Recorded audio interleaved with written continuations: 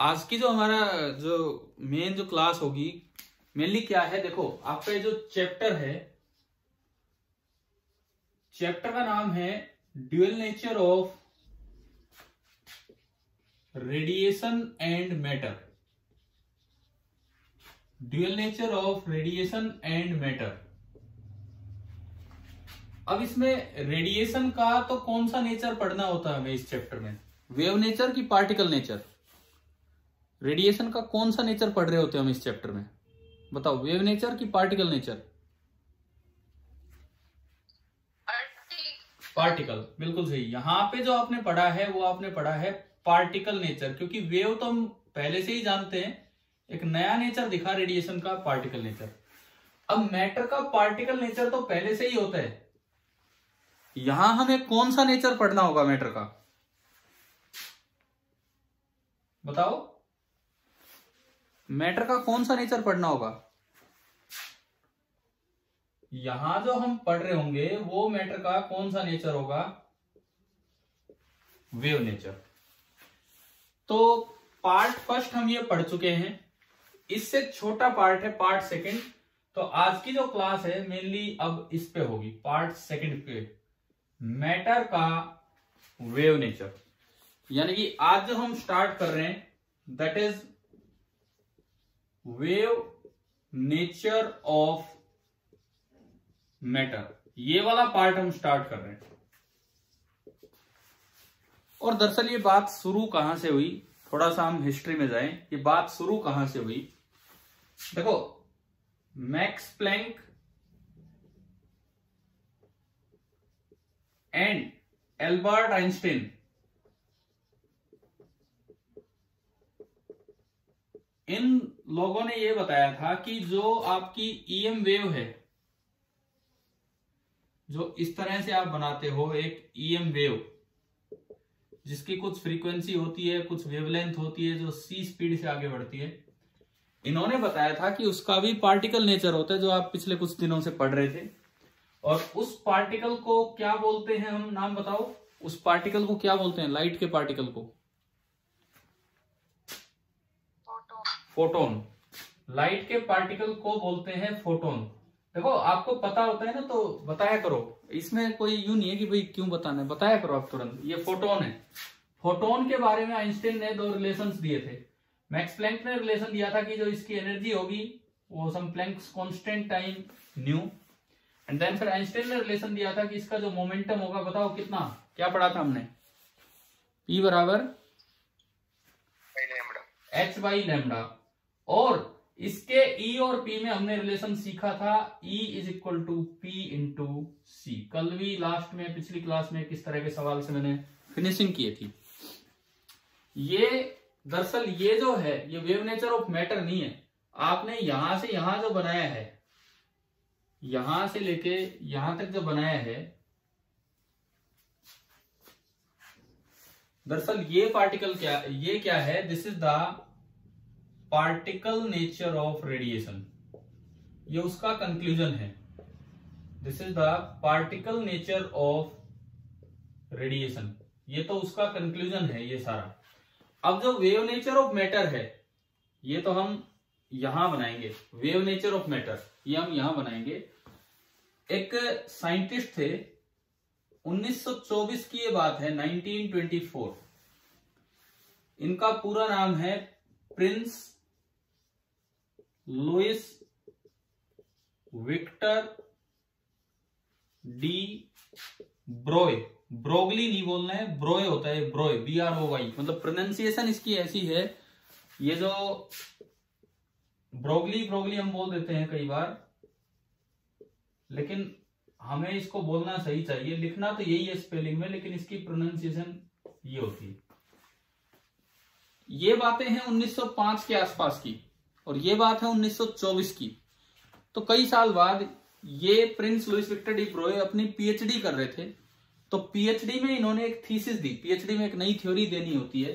तो इन्होंने कहा कि बाई सिमेट्री आर्ग्यूमेंट्स, इन्होंने कहा कि नेचर बहुत ज्यादा सिमेट्रिकल है। बाई सिमेट्री आर्ग्यूमेंट्स इन्होंने कहा कि अगर रेडिएशन, जिसको लोग वेव मानते थे, उसका भी पार्टिकल नेचर होता है। तो मैटर जिसको लोग पार्टिकल मानते हैं उसका भी कौन सा नेचर होना चाहिए? Wave nature. यही इनका आर्गुमेंट था कि matter should also behave as wave, matter should also behave as wave.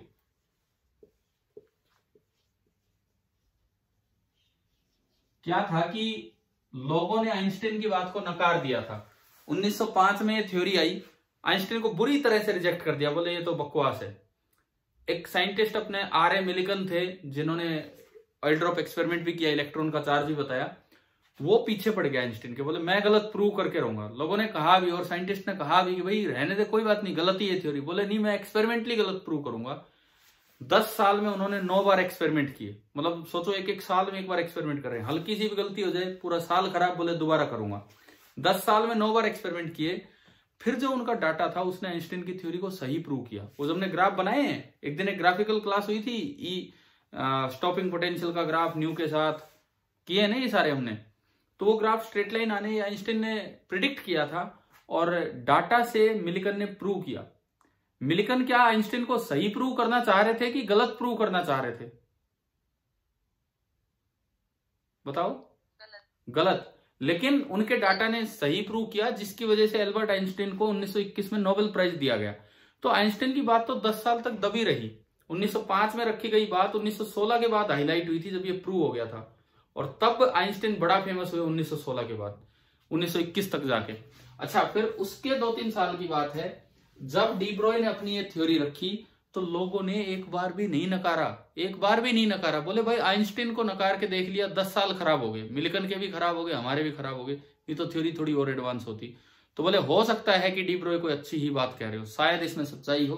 तो इनकी बात को बिल्कुल नहीं नकारा गया और बड़ा अच्छा रिस्पॉन्स दिया गया। और बहुत जल्द 3 साल बाद हम पढ़ेंगे, एक एक्सपेरिमेंट है आपके सिलेबस में, डेविसन जर्मर एक्सपेरिमेंट। बहुत जल्द 3 साल बाद डेविसन और जर्मर ने वो प्रूव भी कर दिया कि हाँ सच में मैटर का वेव नेचर होता है। अच्छा, इस वेव के बारे में अब जब इनसे पूछा गया डी ब्रॉय से, तो इन्होंने कहा कि जैसे मान लो ये कोई पार्टिकल है, ये पार्टिकल है और ये मोशन में है। मैं कहता हूं इसका जो मास है, मास दैट इज m, इसका मास आपको दे दिया m, इसकी वेलोसिटी आपको दे दी v, तो जो इसका लीनियर मोमेंटम बनेगा that will be equal to m into V. जो भी इसका लीनियर मोमेंटम बनेगा that will be m into V. De Broglie ने कहा एक अलग तरह की वेव इसके साथ चलती है, उसे मैटर वेव भी कह देते हैं, उसे डी ब्रॉय वेव भी कह देते हैं। वो कैसी वेव है? बोले वो ऐसी वेव नहीं है जैसी ईएम वेव थी, ईएम वेव तो कंटिन्यूअस होती है। मैटर वेव का एक वेव पैकेट होता है, ना तो वो वेव यहां है ना वो वेव यहां है, वो वेव इस लाइन पे मैं बना रहा हूं और ये आगे बना के दिखा रहा हूं, ये पार्टिकल के इर्द गिर्द ही है। उन्होंने कहा कि ये एक ऐसी वेव है जो यूं स्टार्ट हुई, यूं गई, फिर से थोड़ी कम हुई, फिर और ये खत्म। अगर मान लो मैटर ए पॉइंट पे है, अगर वो पार्टिकल ए पॉइंट पे है, तो ये जो वेव बनी है ये बनती है अराउंड ए के इर्द गिर्द। ये तो अलग करके हमने दिखाया है, कहीं और नहीं। जहां मैटर चल रहा है उसके आसपास ही उसकी वेव बनी चलती है। इस वेव को नाम दिया गया, ये जो वेव है इसको बोला गया मैटर वेव बोल दीजिए, या पार्टिकल वेव भी बोल देते हैं, मैटर वेव या पार्टिकल वेव, या फिर इसको नाम दिया जाता है डी ब्रॉय वेव। अच्छा, वेव है तो कुछ तो वेवलेंथ होगी। अब जब इनसे पूछा गया कि भाई इसकी वेवलेंथ बताओ, तो इनका जवाब था आइंस्टाइन वाला फॉर्मूला उठा लो। आइंस्टाइन के फॉर्मूले में आपको फोटोन का पी नहीं पता था, लेकिन वेव का लैम्बडा पता था और पी आ गया h बाई लैम्बडा। यहां लैम्बडा नहीं पता, पी पता है, तो इस मैटर वेव की जो वेवलेंथ होगी, डी ब्रॉय वेवलेंथ, वहीं से आ गया p बराबर h बाई लैम्बडा, तो लैम्बडा बराबर क्या होगा h बाई पी। ये यहीं से इन्वर्ट कर दिया उस फॉर्मूले को। आपको इस बार p नॉन है, लैम्बडा अननोन है, तो इस फॉर्मूले से निकालो। वहां पे क्या था, p अननोन था, लैम्बडा नोन था, तो उस फॉर्मूले से निकाला। तो इनका ये हाइपोथेसिस था, जस्ट एक हाइपोथेसिस था, जो आगे चल के बहुत अच्छे से यूज हुआ। तो मुझे लगता है ये हमने सेकंड पार्ट की शुरुआत की है, बहुत बड़ा पार्ट नहीं है लेकिन समझने लायक पार्ट है। आप नोट कीजिए, तब मैं उससे आगे बढ़ता हूं।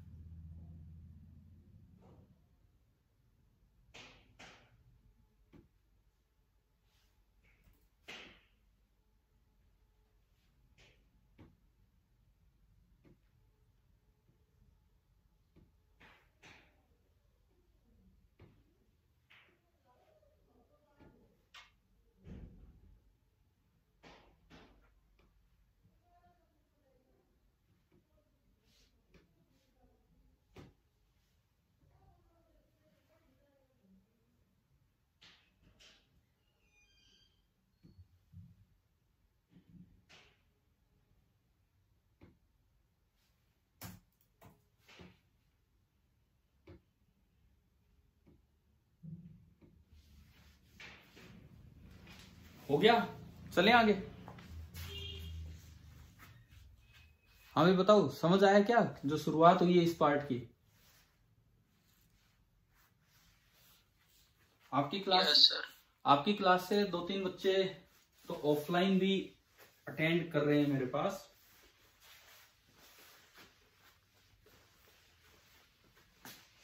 शाम को मैं पढ़ाता हूँ यही चीज, तो ऑफलाइन अटेंड कर लेते हैं। और भी कोई हो अगर कनीना से कर सकता है या आसपास से।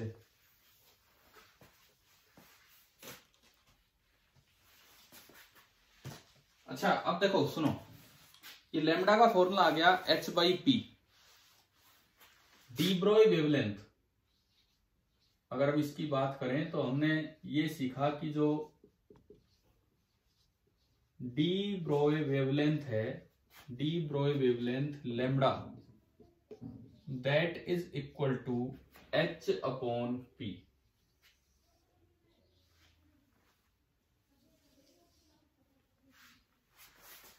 अब ये लैम्डा फिक्स होता है या ये कोई एवरेज सी वैल्यू है? मतलब लैम्डा कम ज्यादा भी हो सकता है। अब मैं उस चीज पे आ रहा हूं। देखो, matter wave packet, matter wave का एक पैकेट है, पूरी वेव नहीं है, एक फाइनाइट डिस्टेंस में एक पैकेट चल रहा है। तो अगर हम इसमें चलें, देखिए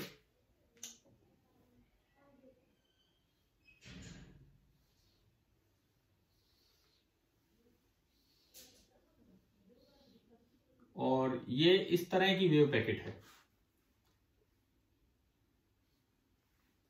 इतने इलाके में वो पार्टिकल कहीं भी हो सकता है। यानी कि इतने पोजीशन को मैं कहता हूं position uncertainty of particle. This is the position uncertainty of particle.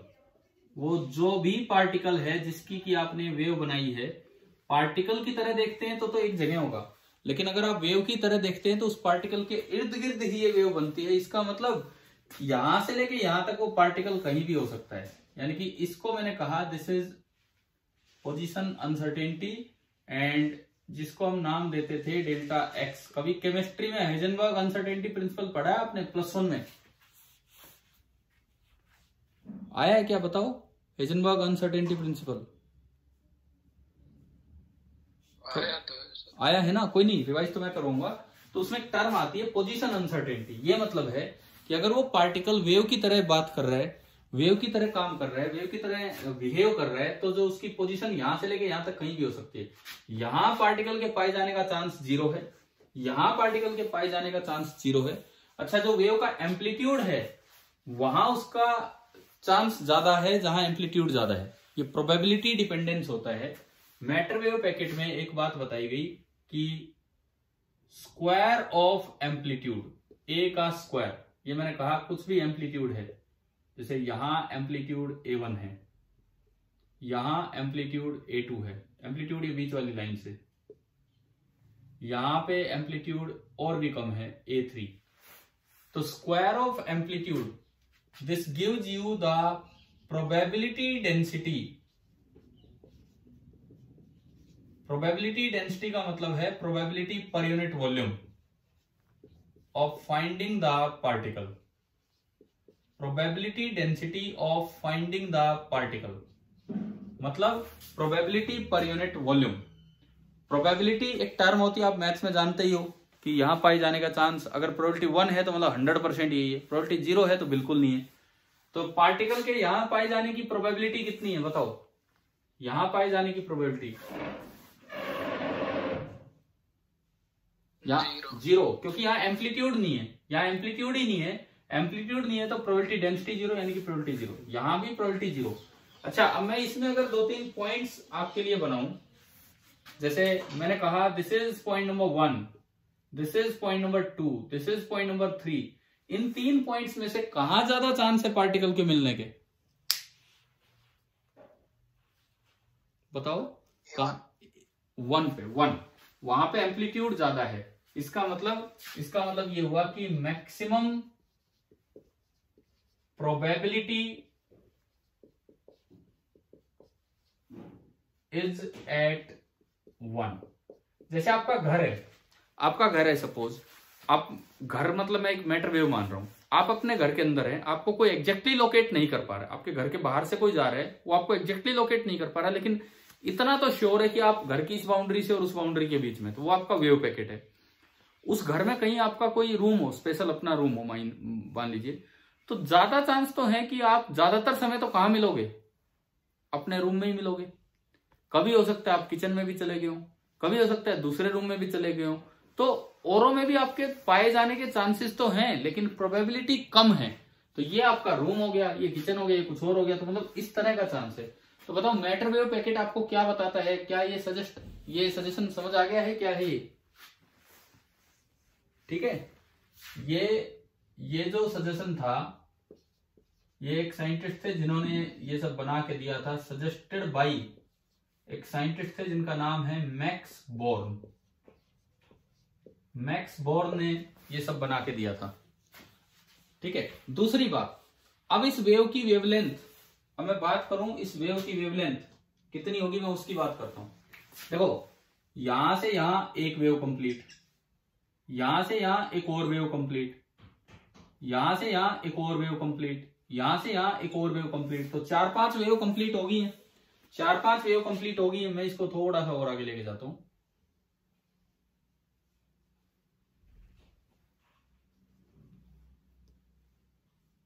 और यहां से यहां एक और वेव कंप्लीट, 1, 2, 3, 4 और 5।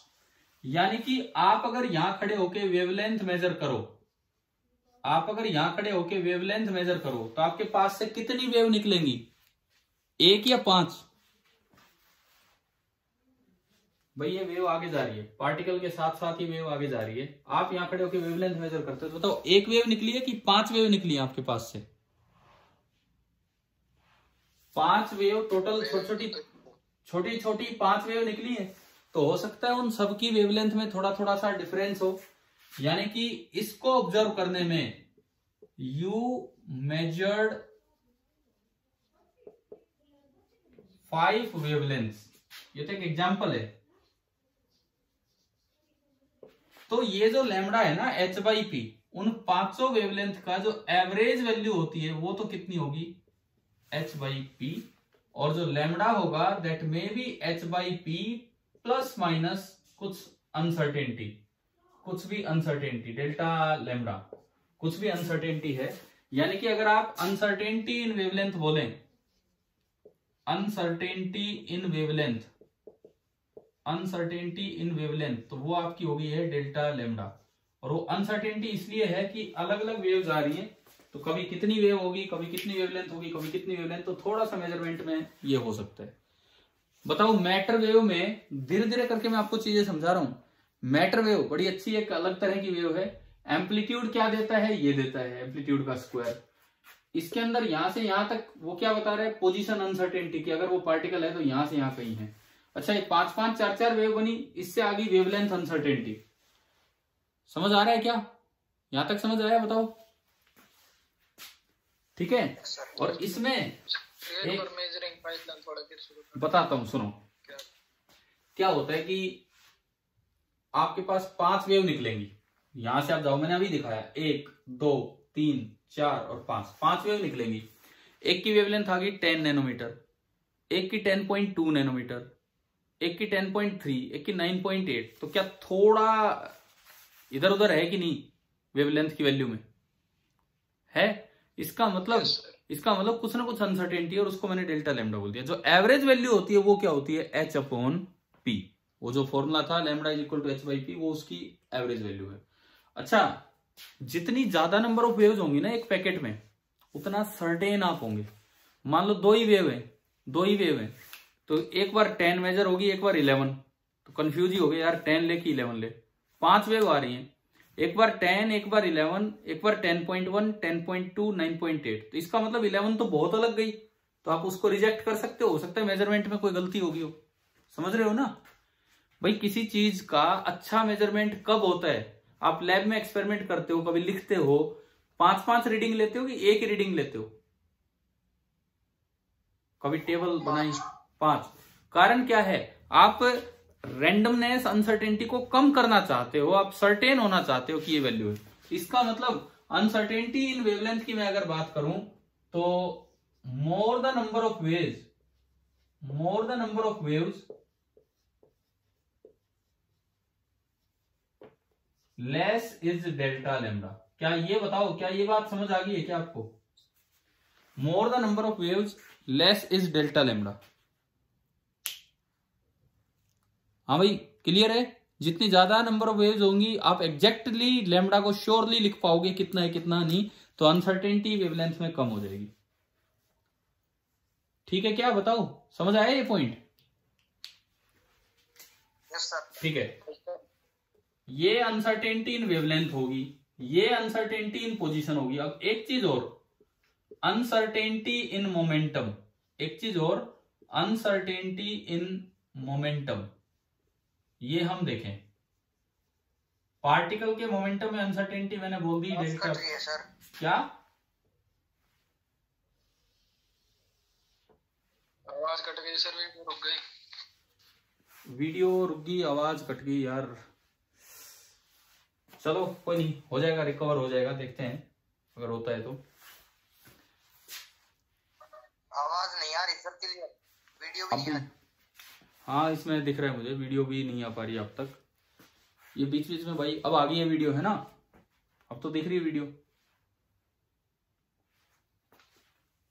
ठीक है, सुनो तो, अनसर्टेनिटी आवाज कट रही है। देखते हैं, मैं बोलने की कोशिश करता हूं, आप समझने की कोशिश करवाए तो। अगर मैं अनसर्टेनिटी इन मोमेंटम की बात करूं, delta p, uncertainty in momentum of particle delta P. देखो, P का फॉर्मूला था H/λ, P का फॉर्मूला था H/λ। तो एक बात का आप जवाब देना सोच समझ के। सुन रही है मेरी आवाज? हाँ भाई, आवाज सुनाई दे रही है मेरी अभी? Yes sir. ठीक है, एक बात का जवाब देना, डेल्टा लैम्डा ज्यादा होगा तो डेल्टा पी कम होगा कि ज्यादा होगा? एक बार दोबारा सुनो, डेल्टा लैम्डा ज्यादा होगा तो डेल्टा पी कम होगा कि ज्यादा होगा? ज्यादा होगा सर। देखो, ये वो सवाल है जो मैं पिछले काफी सालों से पढ़ा रहा हूं, तो लगभग हर साल इवन अच्छे से अच्छा बच्चा भी पहली बार में गलत जवाब दे जाता है। वो यूं सोचते हैं लैम्डा नीचे है। मैं ये नहीं पूछ रहा लैम्डा ज्यादा है तो पी कम होगा, वो नहीं पूछ रहा मैं कह रहा हूं लैम्डा में वेरिएशन ज्यादा हो रहा है। लैम्डा 10 से 100 हुआ तो पी भी तो उतना ही वेरी कर जाएगा। हाँ, ये बात है, लैम्डा बड़ा है तो पी छोटा होगा, लेकिन अगर लैम्डा में जितना वेरिएशन है, लैम्डा जितना बढ़ेगा पी उतना ही कम होगा, लेकिन वेरिएशन तो जितना लैम्डा में होगा उतना ही किस में जाएगा? पी में भी जाएगा। समझ आ रहा है क्या ये? Since P is a function of lambda, since P is a function of lambda, this implies more delta lambda gives more delta P. हाँ भाई बताओ, ये बात आखिरी पॉइंट ये समझ आया कि नहीं यहाँ पे? एक बार बताइए मुझे, ये आखिरी पॉइंट क्लियर हुआ कि नहीं हुआ?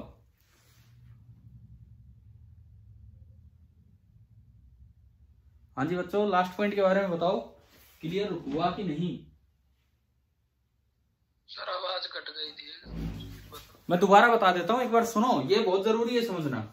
इस रिलेशन से कई बार बच्चे गलत अंदाजा लगा जाते हैं, बोले कि लैम्डा ज्यादा तो पी कम। वो बात तो ठीक है, लेकिन अगर लैम्डा में वेरिएशन हो रहा है तो उतना ही वेरिएशन पी में भी होगा। लैम्डा बढ़ेगा तो पी कम होगा, लेकिन लैम्डा जितना चेंज होगा पी भी तो उतना ही चेंज होगा। यानी कि more delta lambda gives more delta p. एक बार बताएं कि यहां तक समझ आ गया? Yes sir. ठीक है, ठीक है, आप एक बार इसको नोट कीजिए, मुझे बोर्ड साफ करना पड़ेगा और उसके बाद फिर हम वो अनसर्टेनिटी प्रिंसिपल की तरफ चलेंगे, हाइजेनबर्ग अनसर्टेनिटी प्रिंसिपल की तरफ।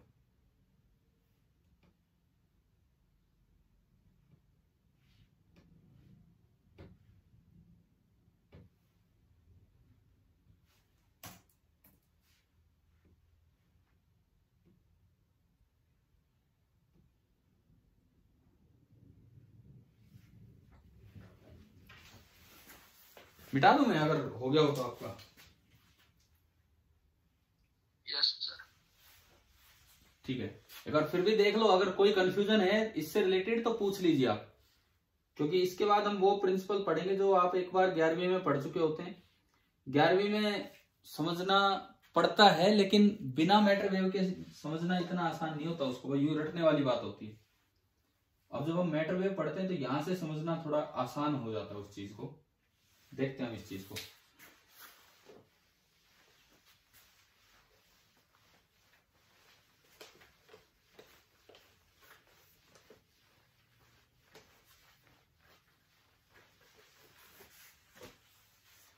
देखिए नेक्स्ट टॉपिक आप बनाना Heisenberg's uncertainty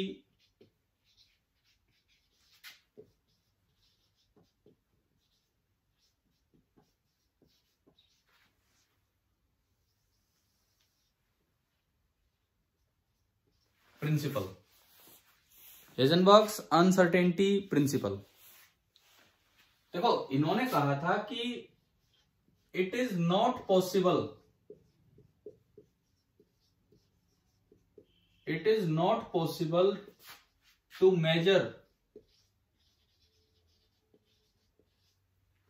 both the position and momentum, both the position and momentum of a particle simultaneously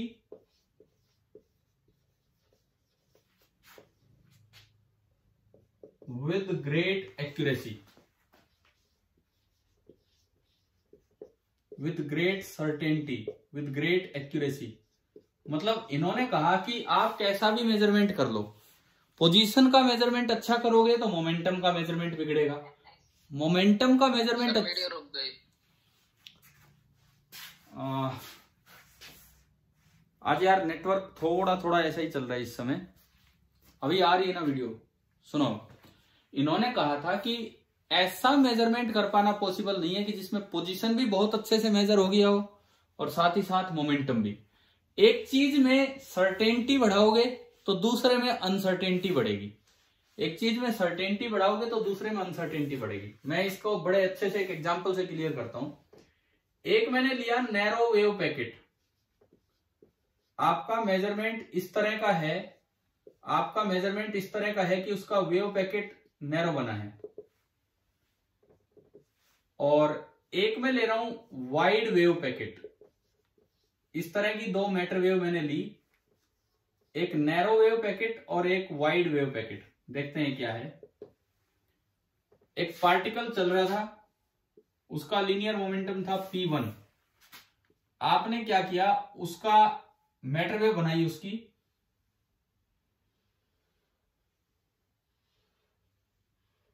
और बस ये वेव खत्म। इस तरह से वेव आगे जा रही है। एक तो ये बना। दूसरा, एक और पार्टिकल चल रहा था, पार्टिकल नंबर 2, उसका मोमेंटम कुछ और था p2। आपने उसका वेव पैकेट बनाया,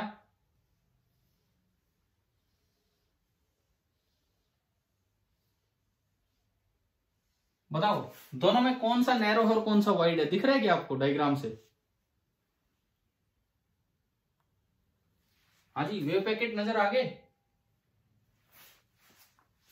बोलो बोलो एक बार, है ना। ऊपर वाला थोड़ा छोटी जगह में बना है और बड़े वाला बड़ी जगह में बना है। तो ये तो इतना सा वेव पैकेट है और ये इतना बड़ा वेव पैकेट है। सपोज ये इस तरह के बने। अब आप कुछ चीजें लिखते चलना, लिखवाते चलना। सबसे पहली बात, डेल्टा एक्स, पोजीशन अनसर्टेनिटी। बताओ 1 और 2 किसमें पोजीशन अनसर्टेनिटी ज्यादा है और किसमें कम है? 1 और 2 में से सेकंड वाले में ज्यादा है। सेकंड में, 2 में। हाँ, तो यहां लेस और यहां मोर। अब आप लिखवाओ डेल्टा लैम्डा, वेवलेंथ अनसर्टेनिटी। कहां ज्यादा नंबर ऑफ वेव्स है मेजर करने के लिए? कहां ज्यादा नंबर ऑफ वेव्स है वेवलेंथ मेजर करने के लिए? 1 में या 2 में? कहां ज्यादा नंबर ऑफ वेव्स है आपके पास वेवलेंथ मेजर करने के लिए? 2 में। तो वहां अच्छे से मेजर हो पाएगा, तो अनसर्टेनिटी कम होगी। तो डेल्टा लैम्डा बताओ कहां ज्यादा कहां कम? क्या लिखूं? बोलिए, डेल्टा लैम्डा कहां ज्यादा लिखूं और कहां कम लिखूं? बोलिए, बोलो यार, बोलो प्लीज। डेल्टा लैम्डा कहां ज्यादा होगा कहां कम होगा? बोलिए। यहां ज्यादा नंबर ऑफ वेव्स हैं तो आप अच्छे से मेजर कर पा रहे हो, तो अनसर्टेनिटी कम है। सर्टेन ज्यादा है, अनसर्टेनिटी कम है। या थोड़ी सी वेव्स हैं तो बड़ी अनसर्टेनिटी रह जाएगी, पता नहीं सही मेजरमेंट हुआ कि नहीं। तो डेल्टा लैम्डा यहां मोर या लेस क्या लिखूं? ऊपर।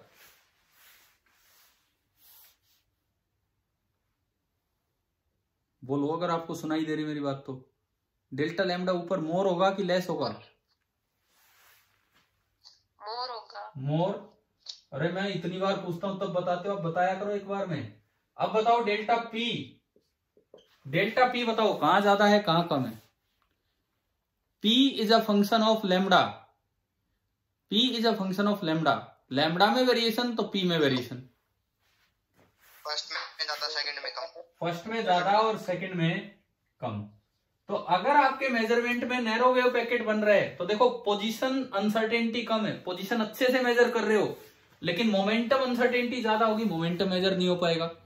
अगर वाइड वेव पैकेट बना तो मोमेंटम अच्छे से मेजर कर रहे हो, लेकिन पोजीशन में अनसर्टेनिटी ज्यादा होगी तो पोजीशन मेजर नहीं हो पाएगी। यानी कि it is not possible to measure both the position and momentum of particle simultaneously. एक साथ आप दोनों को सर्टेन नहीं कर सकते। एक में सर्टेनिटी बढ़ाओगे तो दूसरे में अनसर्टेनिटी बढ़ेगी। और जो इसकी मैथमेटिकल फॉर्म थी इस इक्वेशन की, जो आपने कभी कभी अपने केमिस्ट्री टाइम में पढ़ी हो, delta p uncertainty in momentum into delta x, this is nearly equal to h bar. इसे एच बार बोलते हैं। एच बार होता है h अपॉन 2 पाई। एच बार होता है h अपॉन 2 पाई। एंड इसमें इन दोनों का प्रोडक्ट बहुत छोटा नहीं हो सकता है, तो दोनों की जो वैल्यू है it must be greater than और equal to h bar by 2। h bar by 2 होता है h अपॉन 4 पाई। ये मैथमेटिकल स्टेटमेंट है हाइजेनबर्ग अनसर्टेनिटी प्रिंसिपल की, कि दोनों को आप इतना छोटा नहीं कर सकते कि प्रोडक्ट जीरो की तरफ चला जाए। दोनों का प्रोडक्ट कम से कम इस नंबर से तो बड़ा होगा ही होगा। ये नंबर और ये नंबर सेम, ये और ये बिल्कुल सेम है। तो मुझे लगता है शायद ये अनसर्टेनिटी प्रिंसिपल जैसे आपने +1 में पढ़ रखा था, लेकिन आज थोड़ा सा और क्लियर हुआ हो कि भाई क्या है क्या नहीं है। आप एक बार ये देख लीजिए, बना लीजिए, नोट कर लीजिए।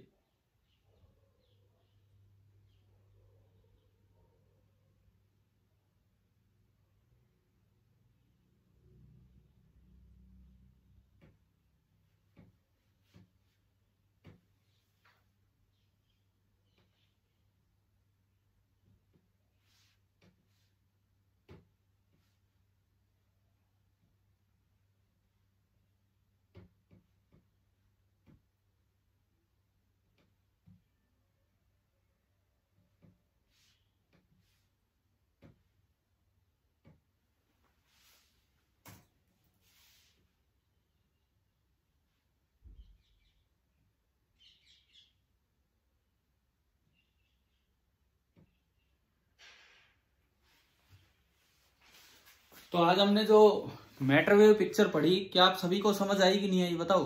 अब तो 1 मिनट ही बचा है, 1-1.5 मिनट मुश्किल से। Yes sir. ठीक है यस सर। देखो बड़ा शानदार पार्ट है यार ये। एक मटेरियल जो पार्टिकल था वो भी वेव की तरह बिहेव करेगा, मतलब इस तरह का काम है। किस तरह तो किसी ने सोचा होगा, समझो इस चीज को।